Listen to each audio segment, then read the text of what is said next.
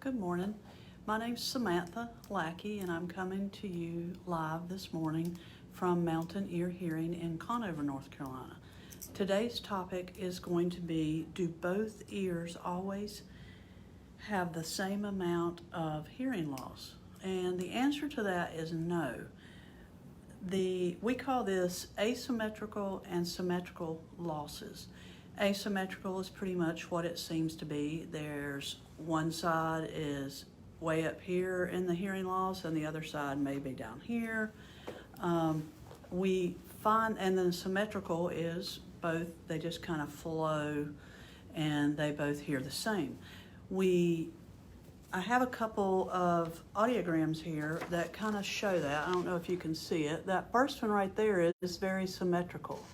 And then if you see down here, you can see this one right here has so much of a asymmetrical in the low frequencies. Okay, let's see, I have one more here.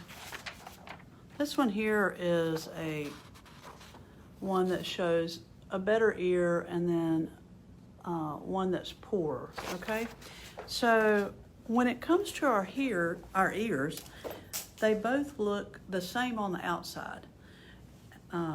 And sure, they're made up the same on the inside, but sounds are processed differently in our right ear and our left ear.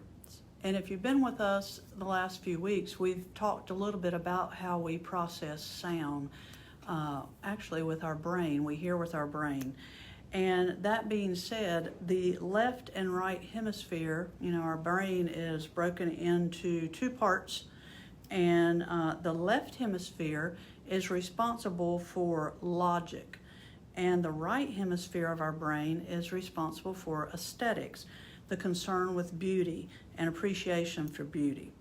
Speech, when it comes to speech, the sounds heard in our right ears are taken in to the left side of the brain and vice versa. And on the left side, our brain tells us what people are saying, and the right side presents the tones and the meanings behind saying. I think of texting someone when you're talking to them, and sometimes I feel like I need to just pick up the phone, because when you text someone something, you need that verbal conversation, because our right side of our brain is going to tell them, if you're mad at them, your text may come across like you're mad at them, but you're really not. So when someone hears your speech, they can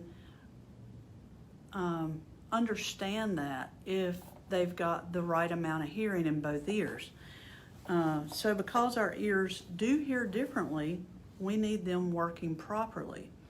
And in order to help people with this problem, we use hearing aids.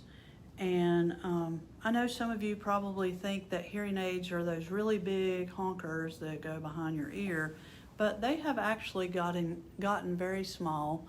The camera makes it look a lot bigger. They now come in rechargeable, and the battery lasts almost all day, 20 hours or so. You just charge it at night, 3 hours in there, and it has a full charge. These are lithium-ion batteries now. So wearing hearing aids helps us with this disability. It improves the hearing abilities.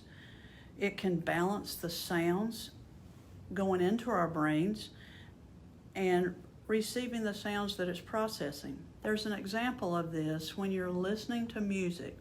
If you're listening to music without a hearing aid, and you may need it, and let's say that your right ear is your better ear, you would only be able to hear the sounds of individual instruments that are playing maybe.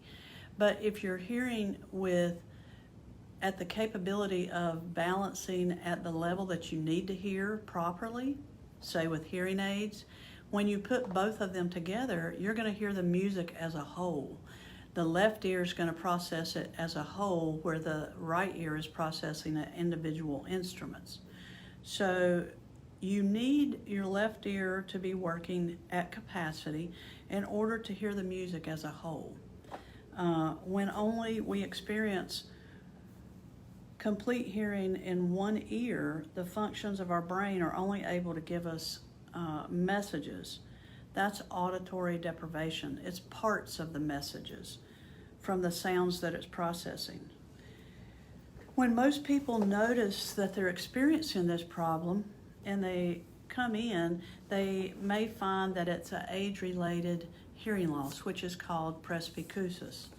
And at that time, you may notice that some sounds seem different.